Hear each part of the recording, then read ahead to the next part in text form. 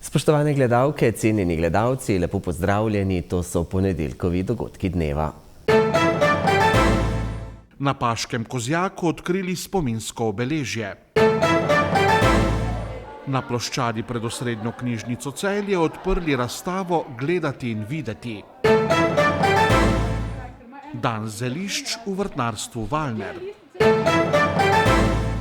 Celjani tudi z rezervisti napolnili mrežo nafte. Na Paškem Kozjaku, kjer je med osamosvojitveno vojno delovala vizualna opazovalna postaja, so v soboto odkrili spominsko obeležje ob 35. obletnici ustanovitve manevrske strukture narodne zaščite. Dogodek sta pripravila Združenje za vrednote slovenske osamosvojitve in občina Dobrna. Slavnostni govornik je bil takratni minister za obrambo Janez Janša. Takole sta župan občine Dobrna Martin Brecelj in predsednik Slovenske demokratske stranke Janez Janša, ki je bil v času osamosvajanja Slovenije obrambni minister, odkrila spominsko obeležje, ki bo na Paškem Kozjaku opozarjalo na delovanje manevrske strukture narodne zaščite. Letos namreč mineva 35 let od njene ustanovitve. Spominsko obeležje, ki je danes bilo odkrito, nas spominja tudi na sisteme v civilni obrambi, ki niso tolikokrat omenjeni, ampak so dodali bistven del v borbi za osamosvojitev Slovenije. Bili so servis vojaški obrambi, tako da smo tudi na ta način doprinesli k dejavnostim v času osamosvojitve. Vizualna opazovalna postaja je na Paškem Kozjaku delovala od 24. junija do 24. septembra leta 1991 in je bila ena izmed 140, ki so bile takrat vzpostavljene po celi Sloveniji. Z njo so nadzorovali zračni prostor ter vzhodno in južno mejo Šaleške doline in obveščali o nevarnostih in premikih Jugoslovanske ljudske armade v osamosvojitveni vojni za Slovenijo. Ta pomnik neposredno je oddolžitev spomina na več kot 2000 pripadnikov teh vizualnih opazovalnih postaj, ki so na 140 mestih po vzpetinah v Sloveniji predstavljali naše človeške radarje. Takrat smo bili precej goli in bosi in to je bil edini način, ki je bil na razpolago za to, da smo približno vedeli, od kje nam sledijo ali pa grozijo zračni napadi. Kot je bilo slišati, bo obeležje tudi simbol poguma in pripravljenosti na zaščito slovenske suverenosti v času osamosvajanja. Ti pomniki niso samo oddolžitev preteklosti, ki je Slovence združila in ki je zaslužna za to, da imamo lastno državo, ampak so predvsem zato, da mlade rodove spominjajo na tiste čase. To so časi, iz katerih lahko črpamo energijo za prihodnost, ravno zaradi tega, ker smo bili združeni in ker imamo Slovenci še vedno skoraj 100% pozitiven odnos do tega časa. To obeležje tukaj na Paškem Kozjaku, na meji, približni meji 3 občin, so postavili veteransko združenje vojne za Slovenijo. Mi smo seveda veseli, da se ta pomemben mejnik v zgodovini Slovencev nekako obeleži, zato smo seveda tudi veseli tega dogodka in tega obeležja tukaj na Kozjaku. Za kulturni program so ob odkritju obeležja poskrbeli učenci osnovne šole Dobrna, Veseli Vižarji in kvintet orkestra Slovenske vojske, blagoslovil pa ga je dobrnski župnik Milan Strmšek. Gledati in videti je naslov 21. pregledne razstave likovnih izdelkov dijakov Umetniške gimnazije likovne smeri iz gimnazije Celje Center. Odprli so jo na ploščadi pred osrednjo knjižnico Celje. Skozi redno letno razstavo želijo dijaki širši javnosti predstaviti predvsem program Umetniške gimnazije. Otvoritev letošnje 21. po vrsti redne letne pregledne razstave del dijakov Umetniške gimnazije likovne smeri na Celjski gimnaziji Celje Center je potekala na ploščadi pred osrednjo knjižnico Celje v prijetnem zgodnjem popoldnevu v četrtek 15. maja pred mnoštvom dijakov gimnazije Celje Center, njihovih profesorjev ter naključnih obiskovalcev. Pod naslovom Gledati in videti razstava pravzaprav bolj kot same izdelke predstavlja program Umetniške gimnazije likovne smeri. Profesorica strokovnih predmetov Umetniške gimnazije na gimnaziji Celje Center Maja Rak. Meni je ta razstava v osrednji knjižnici Celje izjemen prostor za pregled letne produkcije pri strokovnih predmetih. Ni to klasična razstava v smislu galerijskih prostorov. Razstavljeni izdelki niso seveda originali, ampak so fotografije izdelkov, kar seveda ni enako, kot če bi gledali originale. Je bolj predstavitev naše šole, našega programa, Umetniške gimnazije likovne smeri. Gre bolj za to predstavitev tega programa. Program Umetniške gimnazije likovne smeri na gimnaziji Celje Center deluje že 21. leto, od leta 2004. Trenutno ga obiskuje 110 dijakov. V vseh teh letih pa ga je absolviralo cirka 500 dijakov. Tudi letošnja njihova pregledna razstava resnično predstavlja široko paleto likovne dejavnosti in seveda ustvarjalnosti, ki jo gojijo in poučujejo v programu Umetniške gimnazije. In kako sta z letošnjo 21. razstavo zadovoljna vodja Umetniške gimnazije profesor Otmar Uranjek in ravnatelj šole profesor Rok Lipnik. Ja, vesel sem, da že 21. razstavljamo z dijaki Umetniške gimnazije likovne smeri. Sam sem si pred uradnim odprtjem že uspel ogledati razstavo in moram reči, da sem zelo zadovoljen. Torej vsi mentori se zelo trudijo na visokem strokovnem nivoju, pokaže ta razstava, da delamo ves čas, pokrita so vsa likovna področja, od likovne teorije pa do plastičnega oblikovanja, risanja in slikanja in tako naprej. Tako da smo zelo zadovoljni. Ja, letošnja razstava z naslovom Gledati in videti nas opozarja na to, da moramo videti in gledati vse okrog sebe in najti tisto umetnost, ki jo lahko vidimo, slišimo, tudi a ne preberemo. Opozarjamo na to, da moramo pozorno usmeriti svoj pogled na umetnost. Poleg pričujoče razstave v srednji knjižnici Celje pa v tem času potekata še dve razstavi likovnih izdelkov dijakov te šole. V njihovi galeriji AQ v Umetniški četrti v Celju ter v galeriji sodobne umetnosti v Knežjem dvorcu. Kaj pa dijakom pomeni razstavljati na teh razstavah, še posebej novincem? To mi zelo veliko pomeni, ker razstava izraža nek trud, ki smo pač se trudili to čez celo šolsko leto, smo nadgrajevali naš že pač talent in mi zelo veliko pomeni, ker je v bistvu neka zaključna, pač nek zaključen odraz, česa smo naredili v tem letu. Med dijaki na otvoritvi smo srečali tudi maturantko Jernejo Sikošek, prejemnico druge nagrade na letošnjem mednarodnem natečaju Donavski umetniki, ki jo je prejela za svoj video izdelek. Kaj ji pomeni to sodelovanje in prejeto priznanje? Mislim, zagotovo je ena izkušnja, lepa izkušnja, ko sodeluješ z tako profesorji, kot pa tudi, ko vidiš, kako se dejansko stvari odvijajo naprej na tekmovanjih. Sicer mi je pa bilo zelo lepo, ker so imeli tudi zelo prijeten sprejem na ministrstvu in sem tudi tam v bistvu malo videla, kako delujejo stvari, pa to, tako da je bilo to zanimivo. Razstava Gledati in videti Umetniške gimnazije likovne smeri gimnazije Celje Center bo v srednji knjižnici Celje, kjer jo pripravljajo že 15. leto, na ogled do 15. junija letos. Več o njej pa v reportaži v eni od naših naslednjih oddaj Minute za kulturo na televiziji Celje.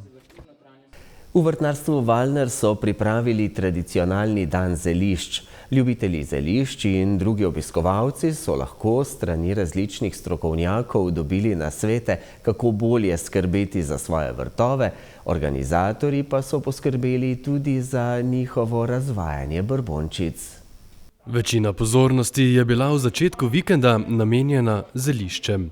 Dan zelišč je v vrtnarstvu Valner že tradicionalen dogodek. Letos so ga priredili dober mesec po dnevu balkonskih rastlin. Že vrsto let pripravljamo v bistvu v mesecu maju dan zelišč. Namen je pa to, da v bistvu svoje naše kupce čim bolj ozaveščamo o uporabi zelišč, kam jih saditi, kam uvrščati in tako naprej. Obiskovalcem je v soboto bila na voljo tudi strokovna podpora. V vrtnarstvu Valner sta za kak nasvet namreč bila na voljo tudi strokovnjaka iz zeliščarstva in zelenjadarstva. Dr. Janko Rode je en velik strokovnjak na področju zelišč, še posebej na področju divjih zelišč. Nikoli ni odveč, če izvemo kakšno podrobnost o nekem zelišču, kam saditi, mogoče v senco ali sonce, vse to nam doprinese k uporabi zelišč. Seveda gospa Miša Pušenjak, ona je pa v bistvu zelo poznana po svojih nasvetih o vrtičkarjih, kam sadimo, kateri so dobri sorodniki zelenjave, kdaj saditi, kakšne sorte. Nasveti strokovnjakov vedno pridejo prav, pri izmenjavi znanj pa tudi strokovnjaki na takšnih dogodkih eden drugega naučijo kaj novega. Jaz bi glih iz stališča zelenjadarja najprej izpostavila kapucinko. Kapucinka je ena taka zelo stara roža, k nam je sicer res prišla kot okrasna enoletnica, ampak je treba vedeti, da je v bistvu sodi vse kategorije. Je okrasna roža, je zdravilno zelišče, je pa tudi zelenjava, ker praktično razen korenin je pri njej vse užitno. Kapucinke lahko pomagajo tudi pri preganjanju talnih škodljivcev, a je pri tem pomembno poudariti, da se to ne bo zgodilo čez noč. Kapucinka pa ni dobra samo na vrtu pri odganjanju talnih škodljivcev, ampak tudi na krožniku. Se da uporabiti vse dele razen korenin tudi v pripravi hrane. Ima rahlo pekoč, značilno okus in pa značilno aromo. S tem, da ena od stvari, ki je, lahko uporabimo cvetove tudi za okrasitev določenih jedi in to pravzaprav prinese v kuhinjo eno dodano vrednost.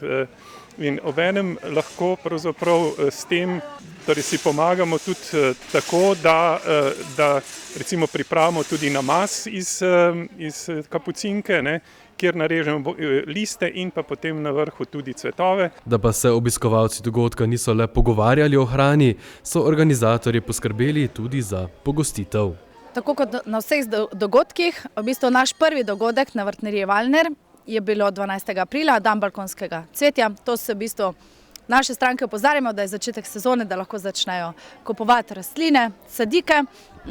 Na vseh teh dogodkih, tudi danes, nas pa v bistvu naše brbončice razvaja pa naš moj svak, Borut Jovan, šef, ki zelo dobro kuha. Obiskovalci so se lahko sami prepričali, da to res drži. Kuharskega mojstra pa so lahko tudi pocukali za rokav in ga prosili za kak nasvet. Tudi danes smo pripravili en tak sprehod čez naša zelišča, čez ves asortiman. Tudi ideja je, da predstavimo ljudem, kaj lahko kupijo, kako posadijo in potem tudi jaz iz mojega strokovnega vidika, kako lahko to uporabijo v kulinariki. Zdaj se bliža sezona piknikov, tako da mogoče malo v teh stvareh naredimo eno zeliščno frtajo, primorski navdih, potem v bistvu steak z čimičurjo omako, se pravi peteršiljevim pestom neke vrste. Dogajanje v vrtnarstvu Valner pa se bo nadaljevalo, ko bodo pridelki že pobrani. Letos še pripravljamo seveda en dogodek, to je v decembru, v začetku decembra, bo pa pri Valnerjih že. Lani smo začeli s tem dogodkom in je bil zelo dober odziv, zato smo se letos odločili, da nadaljujemo. Upam, da bo to prišlo v tradicijo, božično vzdušje pri Valnerjih.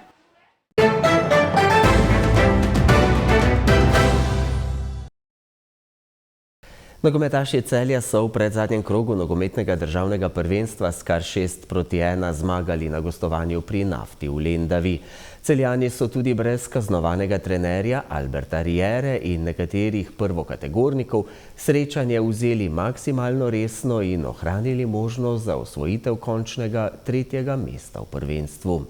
Zaradi incidenta po finalni pokalni tekmi v Ljubljani se bo celjski trener Albert Riera hladil na 5 tekmah. V njegovi odsotnosti je v Lendavi srečanje vodil njegov pomočnik Pablo Arteta, ki je priložnost ponudil predvsem nogometašem, ki v sredinem pokalnem finalu niso igrali. Domačo mrežo je po kotu z leve strani v 14. minuti načel Brazilec Edmilson. Le 2 minuti kasneje je Čidi z zadetkom iz roba kazenskega prostora prednost Celjanov povišal na 2-0. Do konca prvega polčasa sta se med strelce pri novih pokalnih prvakih vpisala še Mario Kvesič v 30. minuti ter le minuto kasneje Rus Nikita Josifov, ki je potrdil izjemno formo v zadnjem obdobju.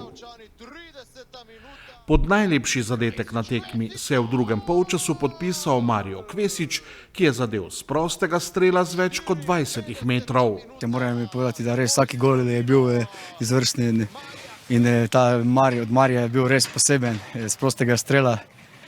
Saj seveda on ima to lepo, fino, mehko nogo desno, tako je Jano.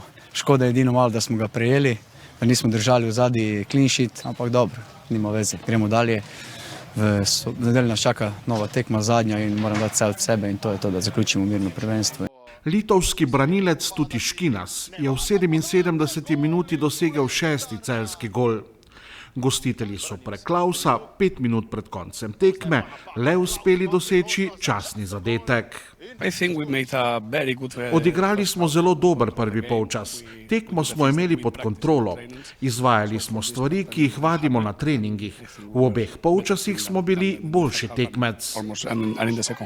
Moram reči, da smo bili zelo motivirani za to tekmo. Rad bi tudi čestitev tem mladim igralcem, ki so stopili v igro, pokazali so talent, da si zaslužijo biti tu zraven nas. In res, čestitev tudi ekipo na 3 pikah. Pokazali smo res, da smo dobra ekipa in da smo si zaslužili danes še kakšen gol več, ampak da smo zmagali in to je to. Pablo Arteta je priložnost v drugem polčasu ponudil tudi nekaterim mladim nogometašem iz mladinskega pogona kluba, ki so jo dobro izkoristili. Zelo sem zadovoljen z njihovo igro. Zanje ni enostavno igrati v članskem moštvu. Eden je bil podajalec pri golu, drugi je imel priložnost, da doseže zadetek. Če bodo trenirali s prvim moštvom, bodo hitreje napredovali. Srečen sem zaradi njih. Celjani bodo v zadnjem krogu prihodnji konec tedna gostili Domžale, ki imajo na predzadnjem mestu, pred zadnjo Nafto trenutno 3 točke prednosti. Vse tekme pripravljamo na enak način. Zagotovo bomo tudi proti Domžalam igrali na polno. Izid v finalu državnega prvenstva v futsalu med Dobovcem in Silikom je izenačen na 1-1. Siliko je v svoji dvorani na Vrhniki s 5-3 dobil drugo finalno tekmo in izid v seriji na 3 zmage izenačil. Tretja tekma bo tako v torek 20. maja v Rogaški Slatini. Prvo bom čestital Siliki na zasluženi zmagi. Če dobiš 5 golov, ne moreš tekme zmagati, to je tako pravilo. Maksimalno 2 gola lahko dobiš, da gre pač tekma v tvojo smer. Enostavno smo delali pač naivne napake, nekaj na pol smo šli in Siliko je to kaznoval, 2-3 lahka gola v prvem polčasu in potem smo se težko pobrali. Danes smo bili brez Denisa, nismo imeli globine, tako da, tako sem rekel, danes je Siliko več pokazal in čestitam še enkrat za zasluženo zmago. Videl sem, da nismo bili navarni za gol, smo mogli nekaj spremeniti. Prišli smo na 3-3 in potem spet smo dobili naivni gol. Tako da tak ne more zmagati tekmo, tako se ne igrajo finala. Mogli bomo marsikaj spremeniti do torka, ampak jaz verjamem v svojo ekipo, verjamem, da v Rogaški spet lahko povedemo 2-1. Ja, kar boli, no, mislim, ampak po prikazanem, mislim, da si danes nismo zaslužili. Preprosto bili smo preslabi, premalo kvalitete. Ni teh igralcev nekaterih, ampak to ne more biti izgovor. Vseeno smo mi danes bili tisti akteri na igrišču in premalo je bilo, ampak verjamem, da bomo zdaj se dobro regenerirali, strnili vrste in v torek na domačem parketu spet zmagali kot prejšnji teden. Nismo bili pravi, glave, pristop. Smo mladi, res smo mladi, za nekatere je to dejansko prvo finale. Vem, da na drugi strani Siliko zdaj že par let poskuša in vseeno je na koncu na drugi strani bil dober z kvalitetnimi, mi smo sedaj nova ekipa. Še manjka nekih teh, kako naj rečem, detajlov, ampak mislim, da če bi bilo dovolj energije pa želje, bi mogoče vseeno to lahko prevladalo na koncu, da bi mogoče tudi te situacije, ki smo jih imeli, vseeno zaključili pa bili vseeno še bliže. vračal se je Dobovec parkrat v igro, pač hotel so prelomiti ritem igre in jim je uspevalo, moram reči. Ker če bi naprej igral 4-4, verjetno bi veliko večji rezultat bil danes. In kar uspešni so bili v tem, tako da smo imeli kar težave, ampak na koncu smo izvlekli zasluženo zmago. Ponavlja se, da se zmaguje na domačem terenu, ampak danes je igrala ena ekipa, danes je zmagala ena ekipa. Rezultat je premajhen, glede na to, kar je bilo na igrišču. Še zmer pravim, naši igralci so še zmer v nekih momentih preveč spoštujejo Dobovec. Jaz jih spoštujem, vsi jih spoštujem, ampak ko prijemo na igrišče, takrat ni spoštovanja. Takrat igraš proti bratu, tako kot moraš igrati. Ampak malo smo jih preveč spoštovali, ampak vseeno na koncu krasno tekmo so odigrali moji fantje. S tako publiko mislim, da bi težko danes izgubili. Ampak publika se zbudi, ko ti pokažeš nekaj na igrišču. Fantje so pokazali na igrišču tisto, kar ne vem, če smo kdaj pokazali to proti Dobovcu in danes zadali jim prvi poraz, ampak ni to lahek poraz, ta poraz je ker smo bili v igri boljši. Ta igra daje neko upanje za naprej, tako da rezultat je zanačen, 1-1, gremo naprej, druga tekma, selimo se v Rogaško.